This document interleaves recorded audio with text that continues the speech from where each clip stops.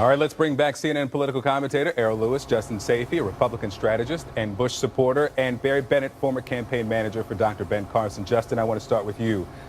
Former President Bush will be on the trails at the start of the week. What do you expect his role will be beyond, supporting his brother, especially on national defense? But will he go after any of the opponents directly? I don't expect him to do that. I expect George Bush to talk about the man he knows to be his brother, Jeb Bush. As was mentioned in that opening piece there, George Bush is very popular in South Carolina. And I think it's very risky for Donald Trump to start attacking, as he did Barbara Bush last week, and now if he's going to start attacking George Bush. Look, Jeb Bush is his own man. He has his own record. He was an incredibly successful governor of the largest swing state in the country in Florida. His record speaks for itself. He's a member of the Bush family. His brother is going to come campaign for him there in South Carolina. I don't expect to see George Bush attacking other Republicans. I expect to see him talking about the man that he knows Jeb Bush to be. Errol, I was at a Venus restaurant, a Bush event in Florence, South Carolina. There was a man there who just heaped the Bush love and the praise of the family onto Jeb Bush, but then said he was a Trump supporter because he was tired of Republican politicians coming cycle after cycle, saying the same thing and doing nothing. Is the love in South Carolina strong enough for the Bushes that it outweighs that sentiment that we're seeing not just in South Carolina, but in all the states this cycle? Picking somebody and then there's voting for somebody, and as you're suggesting from that story, it's not always the same thing. I mean, the level of frustration that people have with Republican politics, with compromise, with trying to see the promises that are made, the lavish, extravagant promises that are made by generation after generation of Republican politicians without it really sort of being seen through. I mean, this is what one of the pivotal points of this whole campaign is about. There's a real interesting theory, E.J. Dionne talks about it in his new book, where for many, many years, even long before this cycle, you've got Tea Party conservatives, you've got far-right conservatives saying they're going to, dismantle the Department of Education, saying that they're going to, get rid of the EPA, and all kinds of ridiculous kinds of promises that, of course, don't come true. And now this is when the bill comes due. Voters are saying, we don't believe anything any of you say. And this is part of the appeal of a Donald Trump. Barry, before winning the nomination, you've got Rubio, you've got Kasich, you've got Bush, who are trying to win this primary within the primary, the more traditional, the establishment vote. Is there a front runner in that lane now?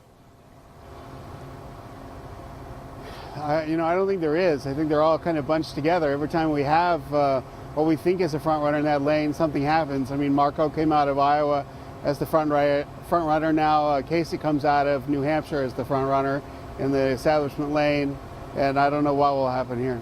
So, Barry, what are you looking for tonight? In the debate, I mean, this is the 8th or 9th, I don't know, I'm losing count. 9th? I mean, I think the very definition of insanity is to expect, to do the same thing and expect a different outcome. So I don't think there's going to be much movement coming out of the debate tonight. And the vote here in South Carolina is surprisingly settled. The public polling that I've seen recently, the undecided vote is very small. It's not like New Hampshire, where there's a lot of breaking at the end. It's going to be a turnout game. It's going to be a ground game. And you got to love where Donald Trump's living right now. I mean, he had 13,000 in Baton Rouge the other night, 11,000 in Tampa. Over 100,000 people in South Carolina have come to a Trump rally. He's doing something right. Justin, Governor Bush has.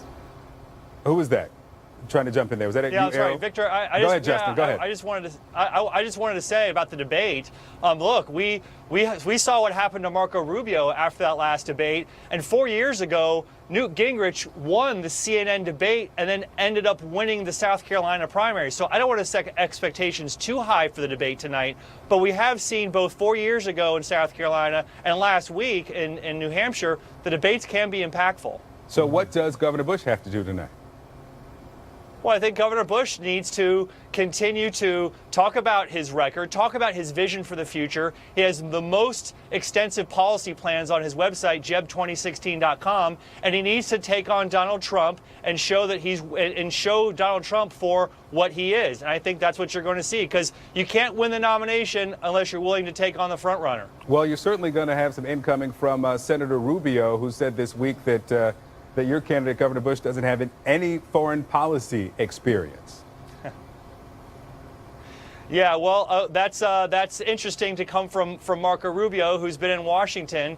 And look, Governor Bush has assembled a terrific panel of foreign policy experts, and his plan that he gave at the Reagan Library to defeat ISIS, I'll put up against any other candidate's plan to defeat ISIS. So let's let the voters look at the plans that they have to address some of these foreign policy challenges like defeating ISIS. Justin Sayfie, Barry Bennett, Errol Lewis, thank you all. We are counting down the hours until the, we're keeping track, 9th GOP debate tonight in Greenville, South Carolina. Thank you. Great. Thanks, Victor.